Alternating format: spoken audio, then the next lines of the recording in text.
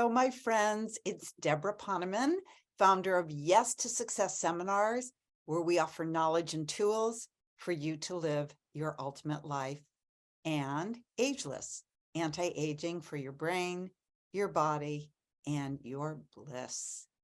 And today, 2 days after Thanksgiving here in the US, I want to talk about gratitude.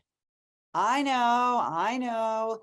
Everyone else has been talking about gratitude all week, but at least I gave you 1 day of a break in between. Okay.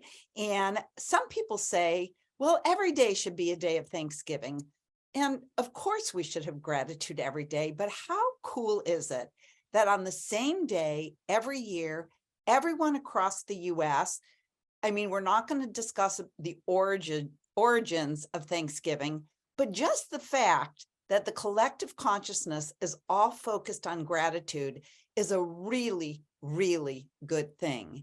And everybody stops and takes time out of their busy schedule to be with family and friends and enjoy great food and hopefully laughter and maybe a good football game or maybe a game of charades or, depending, Cards Against Humanity, some hugs and taking time to reflect on what we're grateful for. And even if you're by yourself, you still have that day to spend reflecting on all that's good. So, one of my favorite researchers on gratitude is Dr. Robert Emmons. He's a professor of psychology at UC Davis and author of a ton of books, including Gratitude Works, The Psychology of Gratitude, I think it's called The Little Book of Gratitude. Anyway, you get the picture. I first heard about him when my nephew was at UC Davis and I was visiting him and I saw a poster that he was giving a talk on gratitude. And I thought, hey, that's right up my alley. So I was fortunate enough to sit in on one of his talks, and he's gathered an overwhelming amount of research that indicates that you're going to experience more joy, more vitality, more inner peace when you consciously make the effort to notice the good in your life and give thanks when you notice it. He actually found in his research that people who express gratitude for the good in their life had better sleep, had fewer headaches, had fewer gastrointestinal problems, fewer respiratory infections, really, and not surprisingly, improved mental health and happiness. Even people with chronic diseases like heart disease had better outcomes when they were grateful. One study I love that Dr. Emmons and his colleague, Michael McCullough is a professor at University of Miami. One of my favorite pieces of research. They randomly assigned participants to 3 groups, and the participants all kept a journal.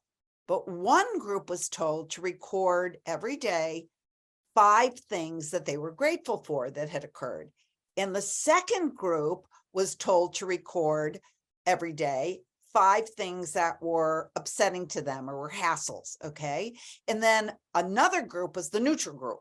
And they were just asked to write down 5 events or circumstances that affected them that day. They weren't told whether to focus on the positive or the negative.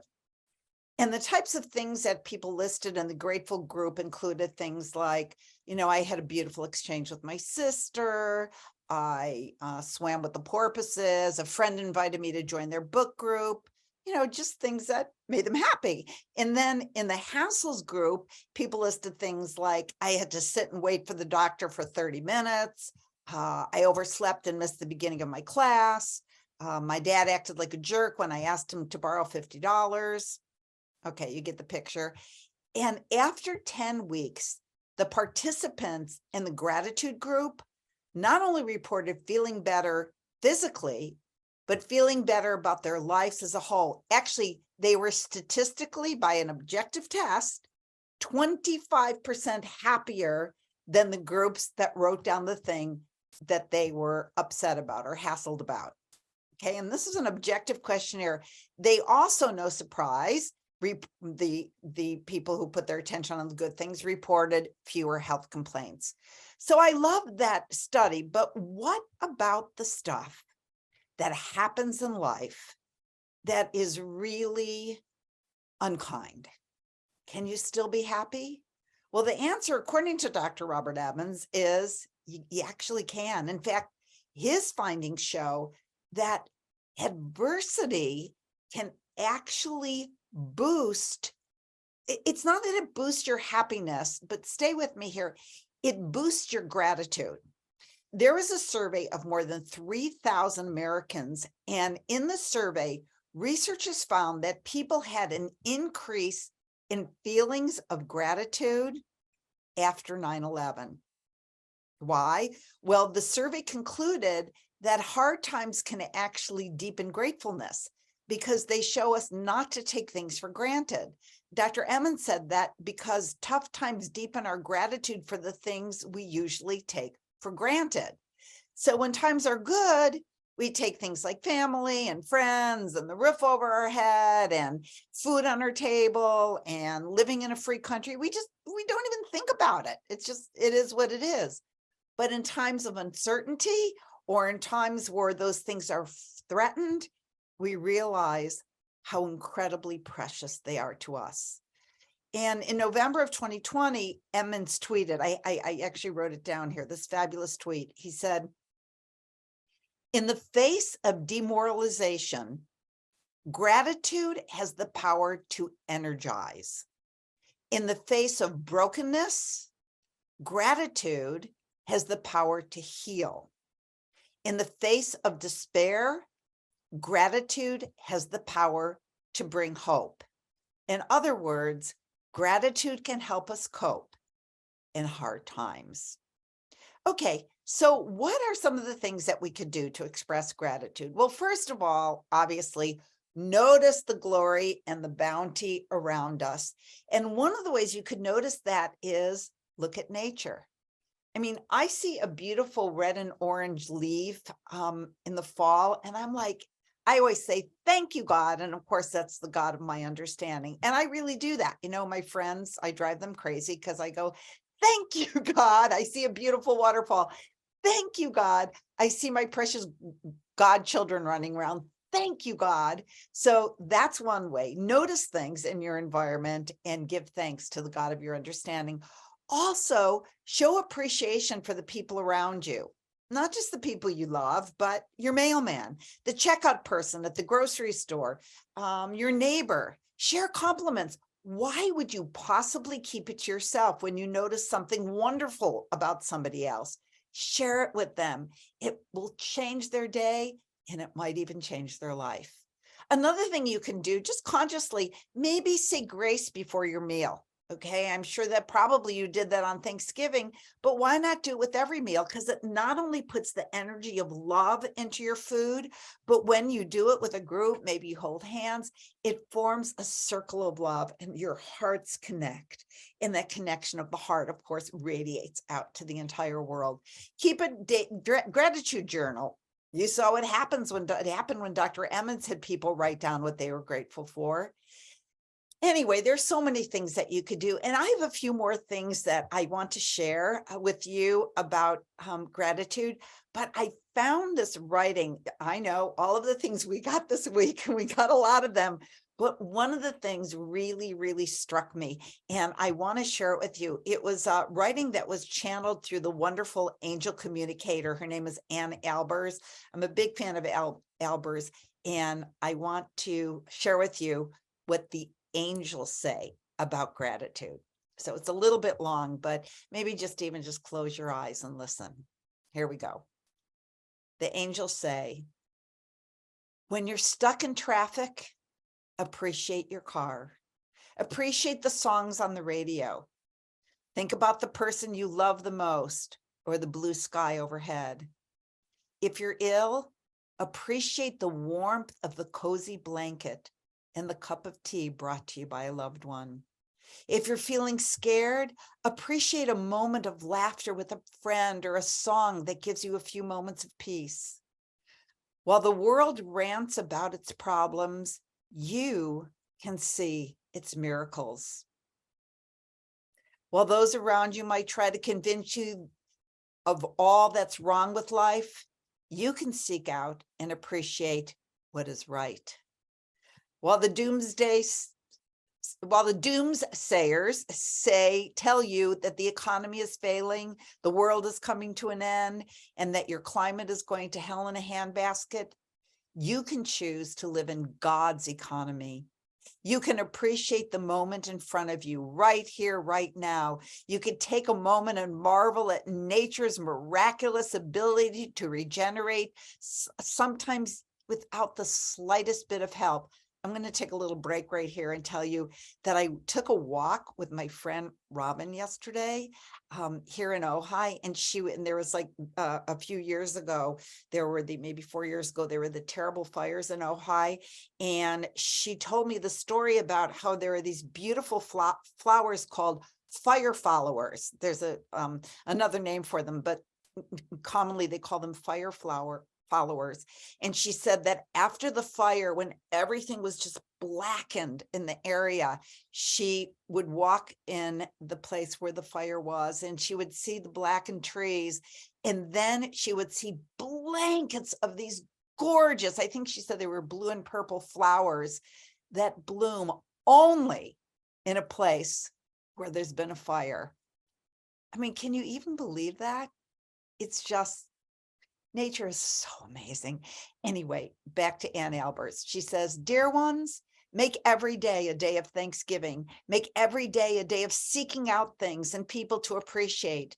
In the meanest of individuals, if you were to look hard enough, you would find something to appreciate. Perhaps they have a passion that comes out in unpleasant ways, but is nonetheless still a passion. Maybe they're angry because they feel helpless, because in their depth, they care strongly about an ideal. Perhaps the person who just cut you off in traffic is afraid of being late, but at least they care about meeting their commitment. We are not saying you should stick around for bad behavior if you can avoid it. We are not saying you should pretend it doesn't exist or give it another second of your focus. However, when bad behavior is unavoidably in front of you, you can still look for something to appreciate. When you don't like something in the news, you can appreciate your remote control and switch the station. When the relative you try to avoid starts lecturing you, you could point out something about them that you can appreciate and then change the topic. I love that you care so much about me to share this with me. I love that you want the best for me. Thank you for that. Then you can change the topic or simply end the conversation and walk away. Or maybe you're around someone going on and on about their beliefs and trying to impose them upon you. You can easily say, isn't it wonderful to be alive and care about something so passionately, better than being apathetic? Then again, switch the topic or politely walk away. You have the power to find something to appreciate in any given situation. I bet you wish you heard this before Thanksgiving. And while some are certainly harder than others, you have the choice to align with the love that you are and feel good or not. Your choice to focus on appreciation is for you first. Spending your life seeking out things to appreciate enables you to open the windows of your perception to all that is good, loving, and beautiful. In so doing, you will see the light amidst the darkness, harmony despite the chaos, beauty, love, and grace, even in a world that is certainly stirred up at the moment. You are the light workers. More than that, you are the light focusers. You are the light focusers, the appreciators, and the ones attuning your world into a higher, happier, more beautiful space. One moment, one soul at a time. Wow, the end. Don't you love that? It actually just reminded me of another quote, a Charles Dickens quote, where he said, reflect upon your present blessings, of which every man has many, not on your past misfortunes, of which all men have some, and women too. And here's one other thing I want to share with you, and you'll really wish I had told you this before Thanksgiving, but my dear precious friend Neil Donald Walsh said that when he gets together with his friends and relatives during Thanksgiving, instead of saying what they're grateful for today, they say what they're going to be most grateful for in the coming year. How brilliant is that? And finally, the truth is that we are so lucky. We have so much to appreciate. If you're watching this on a computer or a smartphone, you are wealthier than about 80% of the people on this planet.